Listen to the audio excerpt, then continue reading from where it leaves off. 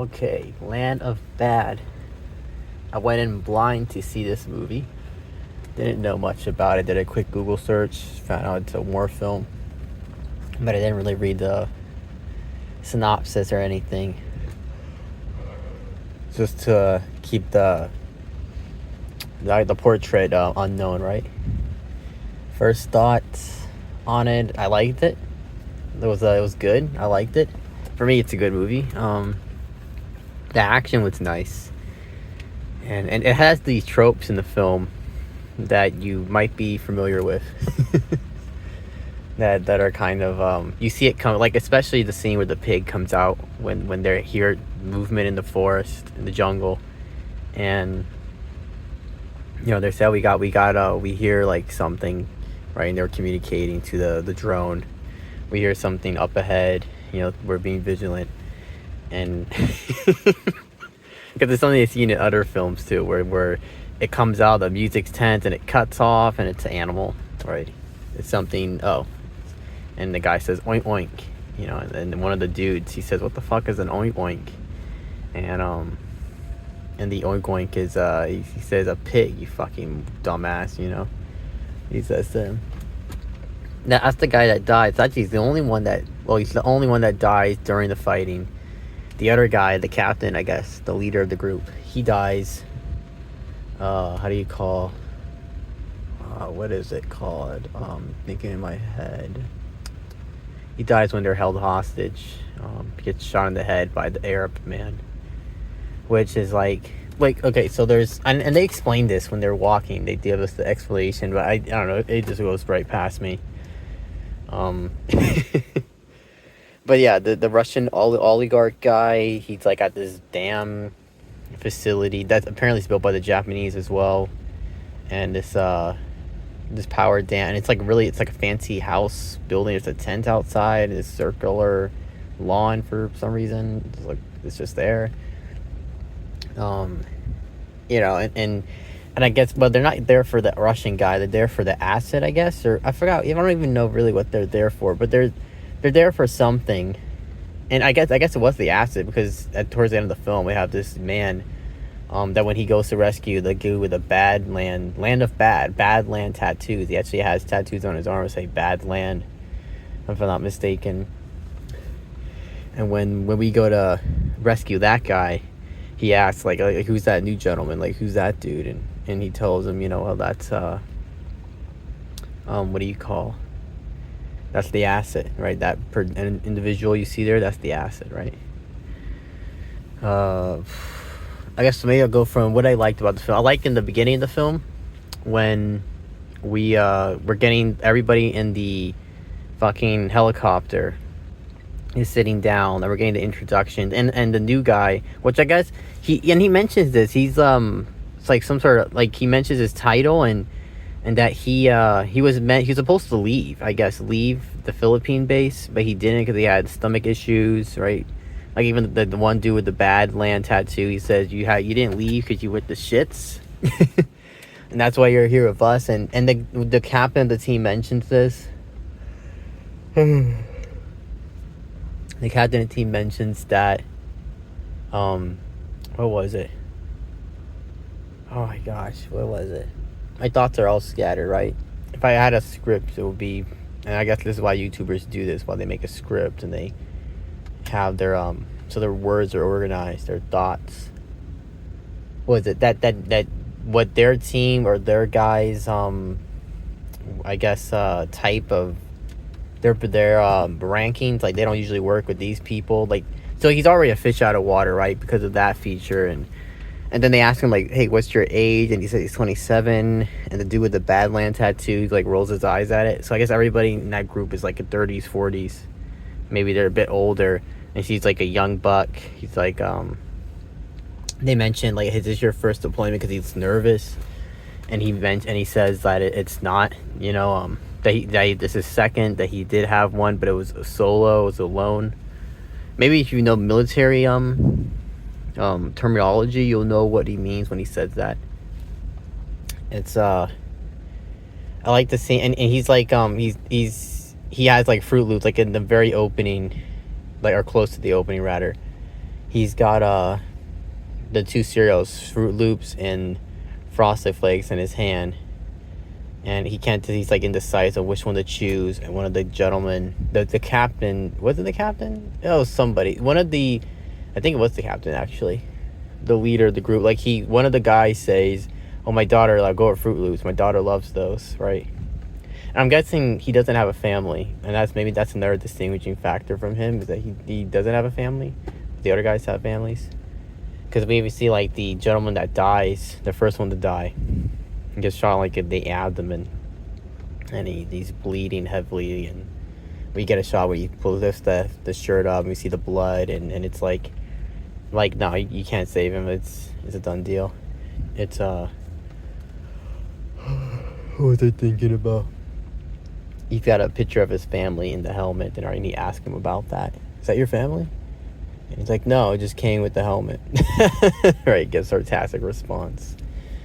What else? I like when the title, Land of Bad, or the name of the movie, appears on screen. And it kind of appears late, like a lot, like quite, like you have to go into the film quite some minutes before you actually get the title screen, I feel. I kind of like that. It was cool. And it's like the ocean, it's the waves at night. And as the waves, I guess the second wave after the first one comes, that wave engulfs the lettering. It disappears with that wave pushing through to the shore. So I like that little feature. Another thing I like in the film was the when this is the scene with the about the pig scene where he's aiming the rifle around, and we get a camera view of the rifle, right? Like as if we're on the gun itself and we're pivoting along with him. That was a nice shot too. I like that shot. Russell Crowe's character in the film, and this is a cute little, they have a little subplot with it, which I guess you can call it a subplot. His wife is pregnant, and she's like any moment gonna give birth, or it's pretty close, so he's got to be alert to that, right? And what do you call his partner, Staff Sergeant, whatever her name was, she wants to ask him a question, and even someone in the audience mentioned that's the second time. She tried to ask him the first time, and then, oh wait, just never mind, we'll get to it later. And then the second time, he's like, hey, hold that thought real quick, I gotta go do something real quick. And and then it's also, what was it, the colonel? So his boss, and he kind of has like a military look. He's got like the cop stash, thick mustache, shaven all around, just the mustache there, hair shaved on the sides with on top, right? Guy has like a military look at this gentleman, and he's his so I guess he's his boss, right? Because he's the colonel, and his boss has there's a phone in like a break room or something where they're watching some game. It's like Tennessee versus Ohio State or something, and he tells them, he says to the guys, hey, let's do me a favor. I need you guys to do me a favor here. That phone rings, I need you to come get me, right? Because he said the wife's going to labor, she's gonna call that phone right there. That's the phone she's gonna call. I need you to come and get me. And like nobody's really privy to it, right? It's like when he comes to the phone, he discovers that the ringer's been turned off, and then this kind of, he tells the colonel this, and the colonel's just like, oh, then turn it back on again. Oh, it's off? Well, why are you bitching at me? Turn it on then. It's, which jump to the staff sergeant. So the thing she wants to ask him, and we get it at the end of the film. It was a very sweet scene, I feel. Is she wanted, what was it? She wants Russell Crowe's character to walk her down the aisle, right? So that was a nice touching, I guess it cements like their closeness in their relationship. I mean, you get that in the very beginning when they're talking with one another, that maybe they're good co-workers. They've been working together for some time now. They're good, like more like they've gone to like a friend stage, right? More than work buddies, I guess one would say. And yeah, that was a sweet scene. That was her, and he's dancing with her, and he's like, she says like, oh, so what's gonna be our song? And she's like, oh, I didn't think that far ahead, like what song we're gonna dance to. And he's like, okay, well come on, let's practice right now. You're gonna learn with my hands, or lead with my hands. And she's like, lead with your hands? And he grabs her by the hands, and he's dancing with her. He's like, okay, watch, we're gonna twirl you around like this. Okay, I'll wrap you around my back. So I know where it's going. So I know where the hand's gonna land. I grab it again. Right, twirl you like this. Okay, now we're gonna go this way. It was a really cute scene. That was a cute scene. I think, you know, and she tells him like, "This is not the first time you've done this dancing, huh?"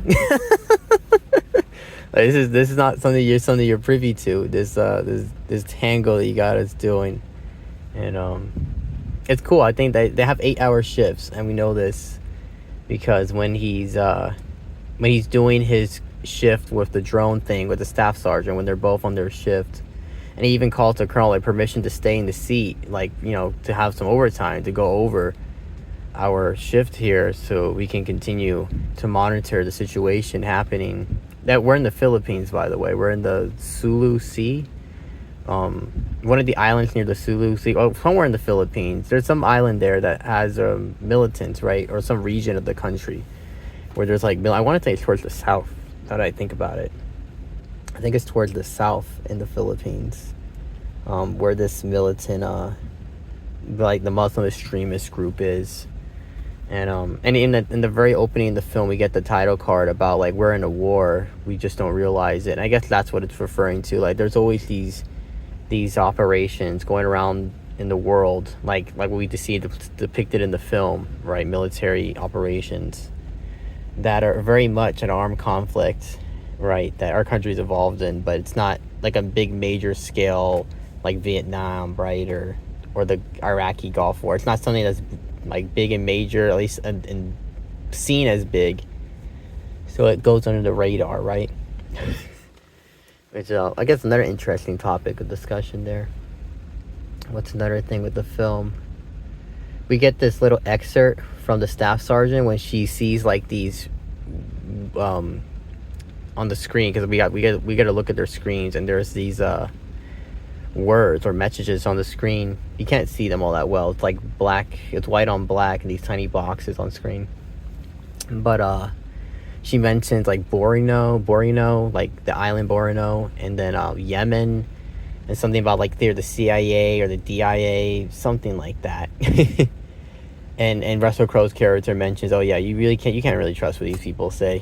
These when they're giving you these messages about all this what's happening, you really can't trust what these people be saying. I thought that maybe that had some weight in the film. I don't know. What else? The Russell Crowe's character, he's been married 4 times, I believe it was. He has 8 children. We know that. I think he said he's been married 4 times. Divorced 3, right? Married 4. He's got 8 children. He's got another one on the way. So he's going to have 9 children. When he's talking to our main character, he's from Ohio, and he learns Russell Crowe's character, oh, I'm also from the Ohio, right? Buckeye State, we're fellow Buckeyes. And he tells them about like his past. Like he mentions that 95, right? That's why I fell in love the first time. I guess a high school sweetheart, it sound like. And she ordered a stromboli or something, and like I thought it was weird too. Who fuck orders a stromboli when you go to this type of restaurant? But at the time, I thought it was meant to be, until it wasn't, he says, right? And so that was cute, that bonding, because when we see this with the new guy, our main character, that he's nervous, that he's not perfect. He gets clouded in the head, right? His judgment, he gets lost of track. Like he gets moments where he feels defeated or he's scared, and so I guess that was a nice touch. That he's not some super soldier that can just push through like a Jason Bourne or Jason Statham character or Neil Neeson character, right? That he can just push through all these hardships. No, it does seem to affect him, and he's got to like hold back for a little bit. And so, you know, him telling him the personal epithet, the story, is sort of like, hey, like get him back into mindset, keep him back on track, right? We can't don't lose him here. Don't allow him to get lost in the thought process, right? So that was a nice touch, I guess, with that. And maybe it shows, like, you know, because he's younger too, right? I don't think the other guys, like, he's 27, the other guys are probably a little older than him, and so they had like their doubts and reservations, right, about him. And one of the guys even say like, hey, don't fuck up out there, You know, we don't need to be going out. We don't need to be saving you. Like, come on, don't fuck up for us, right? Don't mess anything up for us. It's so that was a cool I guess writing the character. I liked it, right? Another thing with the film, the action is good. I like the action of the killing shot. We get some nice shots of, like, you know, heads. Nothing like too close. We do have a shot, like, okay, so the Russian oligarch, his wife gets her head chopped off. Now we don't see him chop her head off, but we do see the aftermath where her body drops and there's blood skewing out from where her head was, right? And so like, it is gory. It definitely has some gory moments, right, in the film. The how do you call? He always has the drone, and then the drone also can communicate with a fighter jet, right? And we get one scene, I guess maybe it's midway through the film, where the first time where they attempt to evac him, right? Where they attempt to pick him up, and the staff sergeant, she mentions, like, the path is clear. As far as we can tell, it's all clear. It's but apparently not. Apparently they were lying in wait, or maybe when the helicopter came, they were just close enough that they were able to reach them in time. It's because then we get, like, a whole firefight going on, right? It just lights up, and the jet, it's a really cool scene when everything gets lit up, everything gets blown up. The helicopter fortunately doesn't get hit. They shoot like 2 RPGs at the helicopter or towards it, but they're able to thwart that, and they tell them it's too hot, the landing zone, we're gonna have to dip out. And they do that. They dip out, they fly away, and so the first rescue attempt is thwarted, and so they have to strategize again, change it. I forgot what happened. I think he's going to the second one up the mountain, then he slips on the river, and he escapes the first 2 guys when he jumps through the waterfall. But then when he comes back around, like, upstream, I think she said downstream, actually, she's going downstream, but then he gets he's like there resting, obviously, or he's exhausted, and one of the assailants pulls a gun on him. So then he gets captured, and we find out that the guy from the beginning, what's his name, the leader of the group, their 4-man team, because he said the RPG landed on your position. He's like, no, it landed near. It didn't land on it. It landed close, though, to us. So they survived. Him and the other guy survived, but the other guy, the Badlands tattoo guy, he got captured. So then it becomes we got a change of pace. We're back at the. It's because he tells them that, hey, he's there, we gotta go and find him. And so they go back to find him at the what is that called? Fucking hell. Oh my god, what is it called? The fancy house where the dam is, that we learned from the terrorists. We learned from, like, the head Arab man that it's built by the Japanese. 1941, they invaded, they built the tunnels, they were intending to stay, you know, but they got pushed out. They got pushed out of here. What else I was thinking about in my head? The phone's getting kind of hot here. What was I thinking of in my head? So yeah, and obviously he loses his communications, but it's no biggie, because then he makes a new one, and he contacts Russell Crowe's character, and he tells him about it. How do you call him? You know, the situation. Hey, we're gonna go back. And he gives him a plan, a blueprint for, like, the airstrikes and stuff. This is before they go into the facility, but then we cut back to the scene with the boss, the colonel, and he's like, hey, no, this is done, this is over. He exercises his authority, right? He gets him out of the chair, he puts a new guy there. And so Russell Crowe, okay, fine, whatever. So they're going about their and we get, like, shots when they're fighting and stuff. This is, like, after, I think this is after the first bomb drop. So we get shots of Russell Crowe's character shopping. His new wife, she's vegan, right? And so when he's doing the shopping, he's like, he asked the deli clerk for this very particular fancy vegan cheese, right? Fake cheese, and and he gives him, like, I don't know if you guys had it. I'm gonna ask you, but I mean, it's long-winded, you know, it's kind of funny. But no, he asked the guy, and he's like, oh, we have it right here, actually. Oh, look at that. I would have bet money on that. Right? I would have bet money that you didn't have it, but apparently you did. And then we get another scene where we cut back to him shopping, where he's talking about Mexican food, and he mentions to the wife, you know, it's real Mexican food, you know, but it's got meat in it. And then we hear him say, oh, sorry, yeah, I sorry, I shouldn't say real.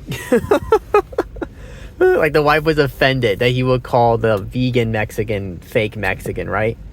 It's like, nah, these people have a lot of meat in their cuisine. Like, what is this shit? That's not real Mexican. I'm sorry, bitch. I like that scene. This is like the last. This is when he gets a call, and actually gets a call on the fake Mexican scene where it's a hold on. He says to the wife, and then he just like hangs up on that number, and then she, he's like, I don't know, it was an unknown number. Didn't answer it, which makes sense because the main character, he's in the tunnels, or the Japanese tunnels that were built, and he's trying to contact. He's using a satellite phone to contact. Oh my god, what do they call it? Groundhog? Trying to contact the hog or groundhog or whatever, right? The code name for them to call the airstrike, because the final one that they're gonna shoot, it's gonna blow up everybody. Everybody's gonna die with that final contact. And we see, like, when they fly over in the jet, like the guy seems to notice that there are friendlies on the ground or something. So that was an interesting scene. And he gets in line to pay for the groceries, but he's distracted because he's looking down, I guess, at the phone for something. And this young woman comes up in front of him, and he says, oh yeah, go right ahead. Snarkily, because like you were paying. Like, I was in line, actually. I wasn't not in line. And that lady goes right in front of him and fucking how do you call, she's like, do you have a problem? Like, no, it's fine, it's okay, I don't have a problem. And then he listens to the voicemail, and he says, Reaper, that's what they call him, Reaper. And then so he rushes back to work, right? And and he, all the time, he called the phone 5 times the whole time, that the phone in the break office, right? So when he gets to the work and everything's said and done, right, he saves, like, he calls it off just in time, but words, they get saved, they get rescued. We ever get a scene with the medics. They're on the helicopter and the medics treating them. He goes into that room with a golf club in hand, and he's talking to he mentions to the colonel, like, oh, they won? Tennessee won? Yeah? Oh, that's awesome. Another win for the state of Tennessee. How beautiful. That's great. Another win for Tennessee State. And so then he tells me, I call that phone right there on that fucking wall. I call that phone 5 times. 5 times. Nobody fucking answered. and so, so like, we have a job to do here. It's not all fun and games and breaks. So why don't we actually get around and do our job? And so he smashes the television, right? And while he's smashing the television, you can see in the background there's another television. I guess nobody's watching this one because it's mounted in an awkward place on the wall. It's not centered like that one was. It's off to the side. But that was funny to me. The television that's there, and then he smashes that one. So I was thinking in my head, well, maybe they can just demount that television and mount it over on the other wall, right? Because again, it just feels like it's just an awkward place where that television is compared to the other one. Like, why is it there? I don't know. Thought that was funny. But yeah, overall, I like this film. I liked it a lot. Or like, well, not like a lot, but it was good. For me, it was a good film. It kept me entertained. It's definitely long. Like, for me, I felt the runtime. I had to in the scene where he's being interrogated and drowning, I had to run to the bathroom real quick and release a floodgate, right, so to speak. So there's a small snippet that I don't know what happens, but when I come back, he has the asset with him. So I don't know what happened in that scene, but he finds the asset, he attains, and and when he goes and he confronts that Arab guy, because he survived this initial first bomb that like blew fire into the tunnels. He survives this, I guess, to have a nice boss killing scene. And it was a nice scene. He stabs him, and he falls on like this pile of rubble, and then he grabs like a piece of rubble, and it's not even like a big rock, it's kind of a small rock, and he just starts beating him on the head with that rock. And so that was a nice scene. I like that scene of when he just beats him with the rock that he picks up, just boom, boom, boom, boom, drops it, and he's just like a taken back, I guess. The adrenaline's pumping. That's about it for the film, really. Any gripes? No, No gripes. I guess just the length time. I felt the runtime, but that's to be had. I mean, movies nowadays are long, aren't they? They're not short anymore. So, yeah, Land of Bad. I give it a. I give it 3 stars. Right? Okay, movie. I liked it. It was a good movie. Kept me entertained. It's just something I will miss that I will care to like if I missed it. No, not really. It's but it definitely was a nice watch for me. If you listen to this, thank you for listening.